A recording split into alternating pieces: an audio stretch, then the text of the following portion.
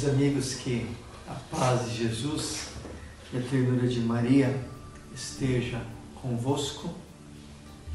Neste quarto domingo da Quaresma, nós vamos meditar uma passagem muito notória, a pré-anunciação do próprio Cristo, que diz: é necessário que o Filho do Homem seja levantado,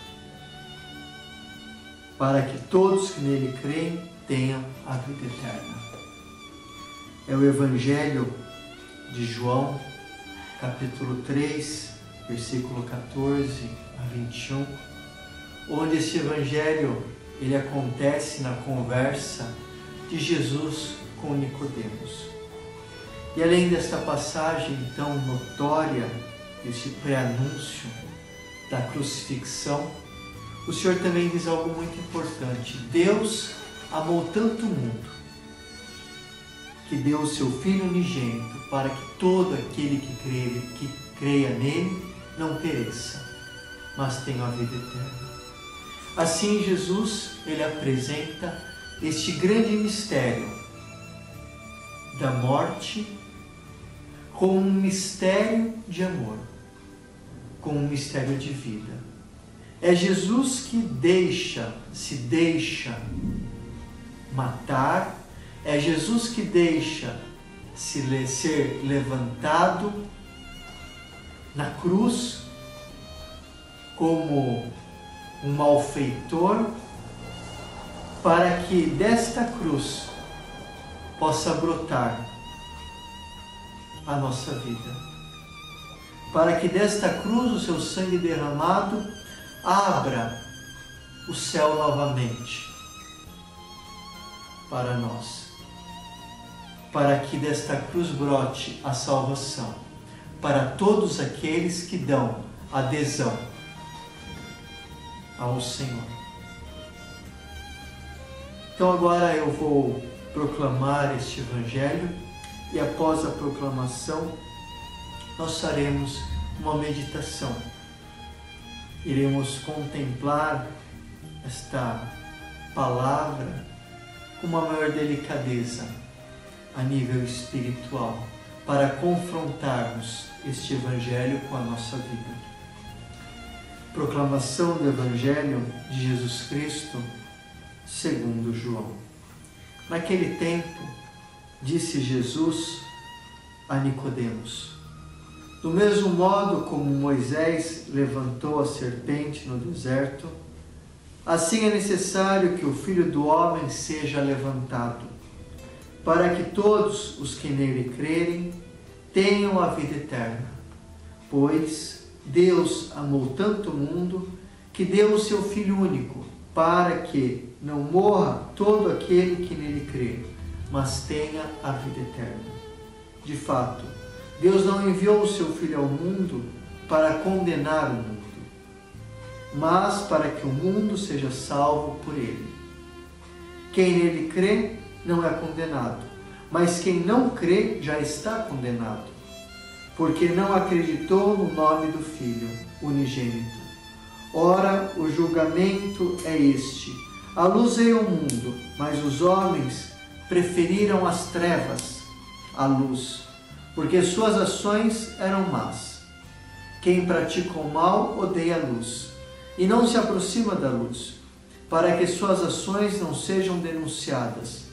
Mas quem age conforme a verdade se aproxima da luz, para que se manifeste que suas ações são realizadas em Deus. Irmãos e irmãs, essas são palavras de vida e da nossa salvação. É interessante notar neste Evangelho que Jesus ele diz a Nicodemos: do mesmo modo como Moisés levantou a serpente no deserto, assim é necessário que o Filho do Homem seja levantado. Nós sabemos, irmãos, que quando Moisés estava conduzindo o povo no deserto para a entrada da Terra Prometida, aqueles 40 anos de deserto, foi toda aquela passagem para uma nova geração, para uma preparação para a entrada na terra prometida. E nesse deserto do Sinai, o povo ele murmurava contra Deus e contra Moisés. O povo vivia numa eterna lamentação. Nada andava bem, tudo estava mal. Como muitas vezes nós vemos com tantas pessoas que às vezes conhecemos, que nada vai bem e tudo está mal. Pessoas totalmente angustiadas, frustradas, amarguradas, que não conseguem ver o bem em nada. Não conseguem ver nem a ação de Deus. Só conseguem reclamar, ver o que é negativo, só conseguem assim murmurar. E Deus, vendo esta murmuração, eis que surgiu no deserto do Sinai serpentes que picavam. E essas picadas das serpentes eram mortais. E Moisés, vendo naquilo um castigo de Deus contra aquele povo, Moisés, o grande intercessor, ele se coloca para orar a Deus, para pedir que Deus tenha misericórdia. E Deus nesse momento fala para Moisés: Moisés, ergue então no deserto uma serpente de bronze. E todo aquele que olhar essa serpente levantada e for picado pelas serpentes, ele será curado. E assim fez Moisés. Moisés levantou uma serpente de bronze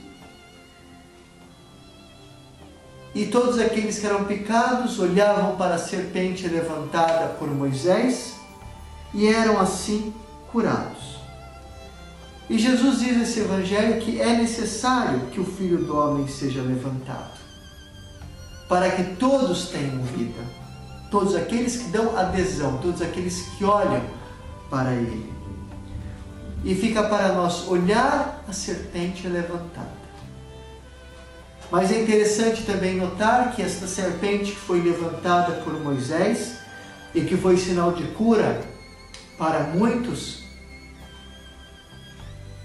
israelitas, para muitos judeus, ela também foi destruída. No segundo livro de Reis, no capítulo 18, nós vemos o grande relato onde fala que Ezequias ele destruiu esta serpente levantada. Assim, a chave teológica para entendermos esta serpente que foi levantada e depois ela foi destruída é para mostrar que Jesus, o Filho do Homem, sendo levantado na cruz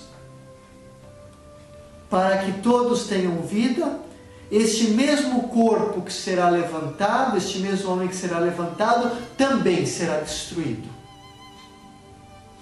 para que todos tenham vida. E assim, Jesus diz: é necessário que o Filho do Homem seja levantado. Jesus ele se deixa levantar na cruz, e ser levantado na cruz era o maior ato de humilhação. Ser levantado na cruz era o maior ato de impotência.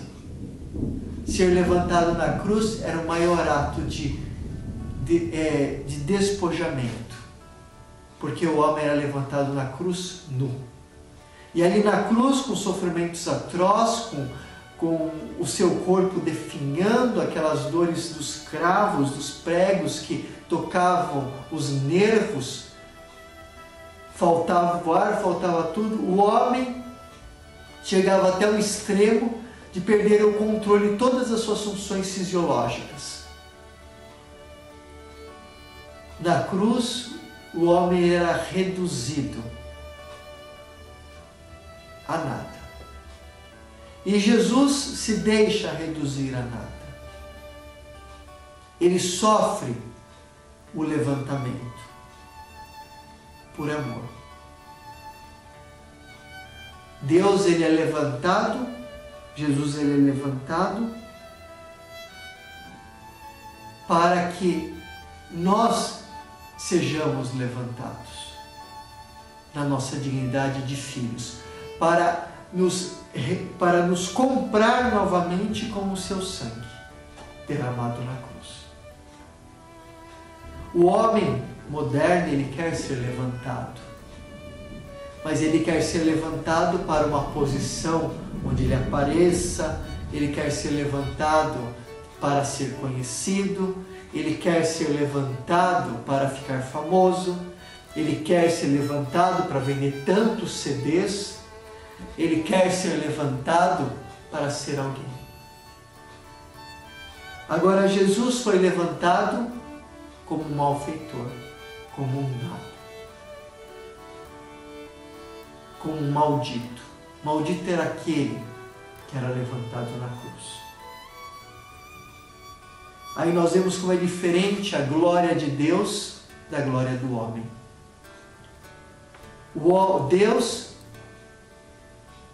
A glória de Deus é se rebaixar até o homem. Deus que desce ao encontro do homem. Deus que se levanta na cruz para descer a miséria do homem e salvá-lo. Agora, o homem, ele quer sim a glória, mas é interessante que o homem não busca a glória de Deus. A palavra glória na língua hebraica, kabot, significa peso. A glória de Deus, o peso de Deus é o amor. Deus tanto amou o mundo que se deu numa cruz. Se rebaixou, foi levantado e se rebaixou à miséria, ao nada. Agora o homem, isso por amor, agora o homem não busca a glória de Deus, o homem busca a sua vanglória, ou seja, uma glória vã, uma glória que passa, uma glória que não é amor, que não é serviço, não é doação, não é despojamento, uma glória que é a si mesmo, é se exaltar. Só que o homem não se exalta para estar numa cruz, para dar a vida para que o outro tenha vida. O homem, ele quer a sua vanglória, ele quer ser exaltado, ele quer ser glorificado, exaltado, para estar acima dos outros e pisar. E mandar. Para fazer dos outros capachos, escravos. Infelizmente, isso acontece tanto no mundo civil, quanto no mundo religioso.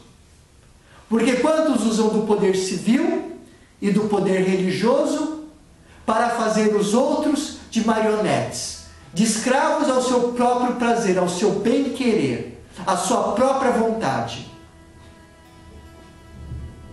A sua vontade, mas não a vontade de Deus. Buscam a sua vanglória. Agora, como se dizia Santo Irineu de Leão, a glória de Deus é que o homem viva.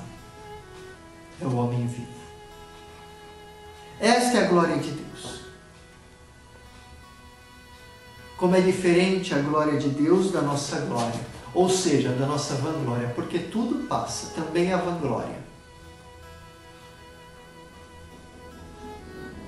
E Jesus, ele diz numa outra passagem, quando havereis de levantar o Filho do Homem, sabereis que eu sou.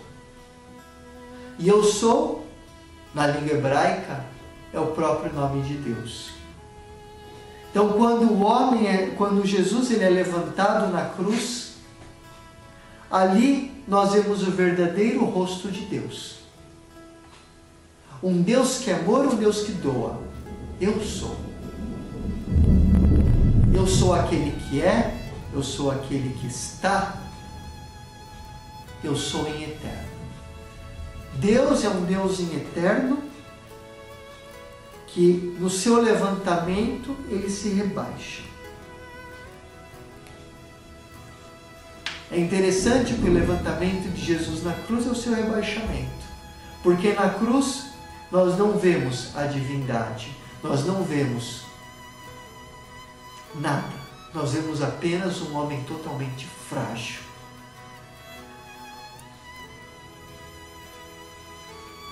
Isso nos mostra que Deus, diante do homem, Deus ele só pode se rebaixar. Porque o homem não chega até Deus. É Deus que se rebaixa, Deus que desce ao encontro do homem. E desce ao encontro do homem para tomá-lo pela mão e levá-lo consigo. Quantas experiências que eu faço quando eu ministro oração de cura interior, de pessoas que fazem a experiência de estarem prostradas com as suas fraquezas, com seus pecados no chão, e naquela prostração da fraqueza e do pecado, sentem o Senhor que vem e desce, e as carrega, e as abraça, e doa o seu amor, e aquele amor reconstitui a sua dignidade, reconstitui todo o seu coração.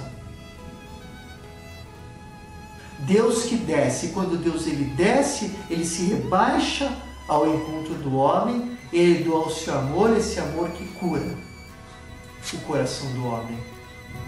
Porque muitas vezes, irmãos e irmãs, aqueles que vivem conosco não são curados interiormente, não são curados dos seus traumas e das suas feridas, porque nós não nos rebaixamos, porque nós não vamos ao encontro do outro, porque nós temos certos preconceitos, certas coisas fixadas na cabeça e não sabemos descer do pedestal que nós criamos para nós. Porque na verdade nós nos achamos melhor do que os outros, nos achamos mais bons, mais santos, mais inteligentes, mais superiores. E na verdade não passamos de hipócritas, que falam, mas não tem fruto nenhum.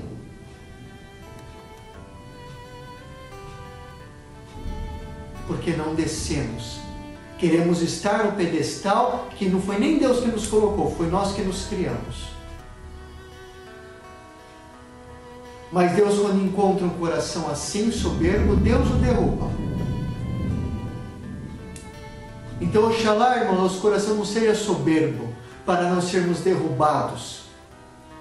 Mas, pelo contrário, saibamos deixar os pedestais que nós criamos para nós e descer ao encontro do irmão. Porque isso não é rebaixamento. Porque nós já estamos no rebaixamento. O único que está no alto é o Senhor. Nós somos chamados a nos colocar no nosso lugar, olhar o nosso irmão como irmão, não como um capacho, não como alguém inferior a mim, mas colocar o irmão de igual para igual e o amá-lo.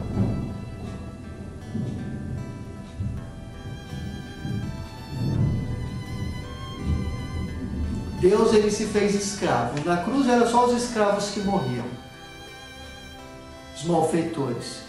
E Deus se fez escravo e na cruz ele pagou o preço do nosso pecado. Mas na cruz também está crucificado. E foi crucificado também o nosso pecado. Porque ali o Senhor Jesus morreu por nós. Naquele meu pecado, naquele ato que eu fiz que desagradou a Ele. Ele já morreu por aquilo. E quer de mim apenas uma coisa. Da mesma forma que o povo no deserto de Sinai olhava para aquela serpente e era curado, o Senhor quer que agora eu volte o meu olhar para a sua cruz.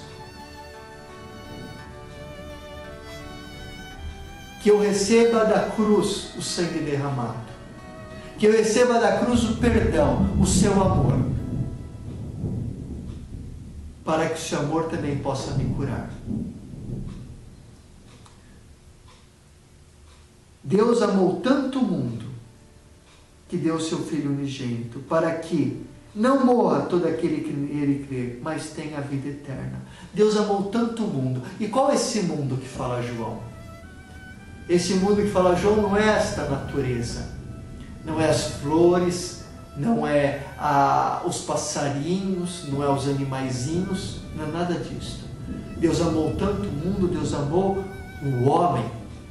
Deus amou, ou seja, esta humanidade que vive imersa no pecado, que não deseja conhecer, essa humanidade que vive nas trevas. Deus amou este mundo. E também por eles Deus deu a vida. Morreu na cruz. E só pede uma coisa: que se volte para Ele o olhar. E acolhe, dê adesão a esse sangue derramado. Na nossa vida, irmãos, nós também caminhamos num deserto, como aquele povo no Sinai, que era picado pelas serpentes, que murmuravam contra Deus. Quantas vezes nós também somos picados pelas serpentes neste mundo? Quantas vezes? Picadas essas que querem nos matar, querem nos destruir. Cabe para nós apenas voltar o nosso olhar para a cruz. Porque, como diz Nossa Senhora em Medjugorje, da cruz, queridos filhos, emanam grandes graças. E quando nós olhamos para a cruz, nós recebemos curas. Quantos jovens que passaram já por mim, jovens com o vício do homossexualismo, com o vício das drogas, com o vício da masturbação, do adultério, da prostituição. Jovens que queriam jogar tudo para o alto, para uma noite, para uma vida de pecado. E eu dizia apenas uma coisa: meu filho e minha filha, a tua penitência desta confissão é apenas uma. Chegando em casa, inicie hoje, pegue a cruz nas suas mãos e fique meia hora, 20 minutos de silêncio, contemplando o crucificado. E você verá que você receberá a graça que você deseja. E quantos foram curados? Contemplando o crucificado. Porque da cruz emana grandes graças. O antídoto, irmãos e irmãs, para sermos curados do veneno da serpente que nos picou é esse: contemplar o Senhor Jesus levantado na cruz. Quanta serpente do pecado que nos pica, quanta serpente dos maus pensamentos, dos desejos humanos que são contra os desejos de Deus, quanta serpente que nos pica. E o segredo é olharmos para a cruz, ou seja, fixar os nossos olhos no Senhor. Porque se desviamos o nosso olhar do Senhor, nós o colocamos no mundo, nas coisas do mundo, e caímos na idolatria, que é vivermos em cima da nossa vanglória, que é criar ídolos para nós. Nós não podemos, no momento de tentação, de desespero e dificuldade, quando queremos jogar tudo para o alto, a nossa resposta, irmãos, diante de tudo isso é apenas uma: pegar a cruz nas mãos e contemplá-la. Contemplar a cruz, o crucificado. Para ver tudo aquilo que Jesus passou, para meditar tudo aquilo que Ele sofreu e ali encontrar força também para superarmos e para vivermos as nossas cruzes. Infelizmente nós vemos tantas pessoas que, em vez de estimular a uma oração profunda, a vivência cristã, desestimulam. Como uma jovem que conversei essa semana, uma jovem toda feliz, que fez tantas experiências carismáticas, experiências do amor profundo de Deus que falou ao seu coração, à sua vida, foi conversar com um padre ateu, que não crê em nada, só crê na ciência porque é professor. Que é professor, sei lá o que é, filósofo, mas padre não é. Porque nem conhece os documentos da igreja, que diz, como a Gaudia et Spes, número 22, número 16, que diz que a consciência é o sacrário, onde Deus fala, e só Deus pode entrar na consciência do homem para falar. E diz, essa moça fez tantas experiências de Deus, este padre ateu dizia, ele que não conhece mais esta moça, dizia que eram experiências da cabeça dela, que aquilo era tudo psicologia, que aquilo era tudo hipnose,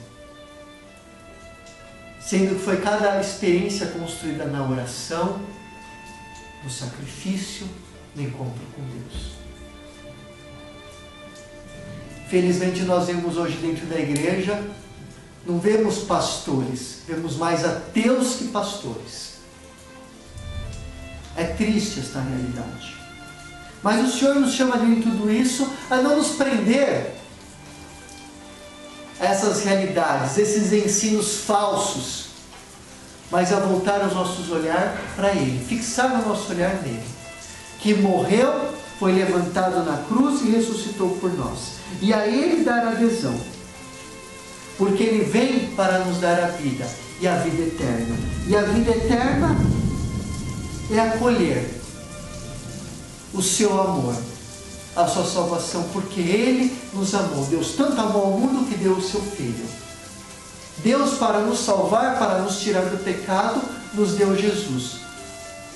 Onde em Jesus Ele assumiu todo o nosso pecado e morreu por nós. Nos comprou, nos lavou no seu sangue, para que tivéssemos vida, para que tenhamos a vida. Assim, irmãos e irmãs, eu desejo essa semana que cada um de vós possa meditar com o crucificado nas mãos, e nos momentos difíceis da vossa vida, de angústia, de dor, de sofrimento, peguem o crucifixo e contemplem o crucifixo, porque neles achareis grande graça e grande bênção.